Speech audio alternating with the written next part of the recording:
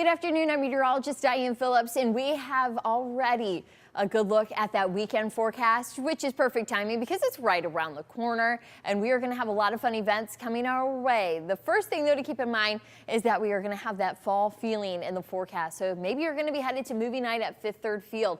If that's the case, plan on it to be a cooler night by the time that film is rolling.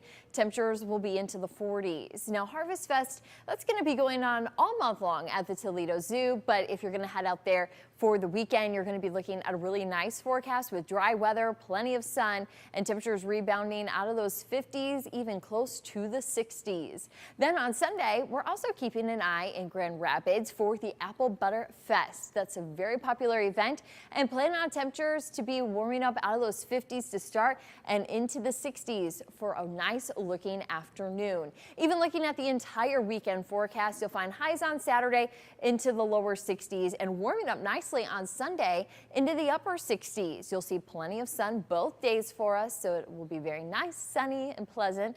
And well, like I said, that fall feeling will be there. The one thing to note, though, on our weekend forecast is the chance for some morning frost Saturday morning. That's going to be the first thing that we're going to be waking up to when we peel back those curtains and kick off the weekend. That frost and freeze forecast, we're following our temperatures, and you will find Saturday mornings the one day that we're really monitoring for that risk, as temperatures are forecasted to be into the mid-30s. That puts us in that frost likely category, but we're not very far away from even a light freeze. So some locations we will be watching if we get close to that 32-degree mark, because that then transitions us over to a freeze, which is really difficult for those plants. So you're going to want to bring them indoors if you want to kind of keep them going, because you'll find that the frost risk doesn't quite carry very far. But we do have this first round, and it's about when we typically see our first frost. So it's not kind of like it's sneaking up on us or kind of unusually cold. It is on par for what we would expect for frost. So just be prepared for that as we head into the weekend. Now, the reason that we are talking about frost is because we have a cold front that's going to move in and open the door up to that cold air. But as this moves through, you do find a little bit of moisture with that green,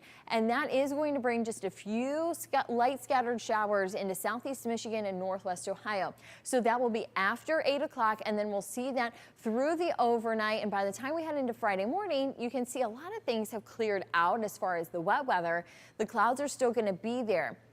Another thing to note on the hour-by-hour forecast is you see this green over Lake Michigan, also Lake Huron, and even those clouds over Lake Erie. That is signaling that lake effect is going to come back into play. So lake effect rain showers will be possible. We'll keep an eye on those, but really what we will see here is more cloud cover for our Friday. But things then change once again. We need clear skies if we're going to be talking about that frost on Saturday morning, and that means that conditions, we'll be seeing if those skies can clear out for us. And if that's the case, that's why we're anticipating that frost Saturday morning. So the cloud cover is really going to be what we're watching and keeping an eye to. And you can do that on the WTOL 11 weather app. We have satellite on there along with radar. You just have to go and select which tools you want to use. There's so many. And also, when you're out at a lot of those events that we have this weekend, keep an eye to the temperatures. You can take a temperature check whenever occurrence, and also those hourly conditions that are coming, just to open up that app. It's a free download on the Apple App Store and also on the Google Play Store, and you will definitely be tracking the change in the forecast that we have coming our way tonight. This afternoon, it's been quite pleasant as temperatures have reached into the mid-70s once again. We've noticed a few more clouds, but that's just because that cold front that's going to be moving in, changing our forecast for us. And once that cold front comes in, take a look at these temperatures. Tomorrow, a high of 56 degrees.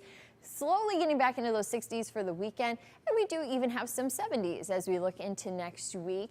As far as the wet weather, that's mainly isolated to tonight, and then we'll have dry conditions to get us into the early half of the next work and school week. But you do find next Wednesday and Thursday, we're eyeing another system to move in and also carry some rainfall with it. That'll take temperatures out of those 70s and back into the 60s as we get close to another fall weekend. Of course, as that weekend does come into picture, keep checking that full daily tab on the WTOL 11 weather app. We'll always have the latest forecast numbers waiting for you on the app.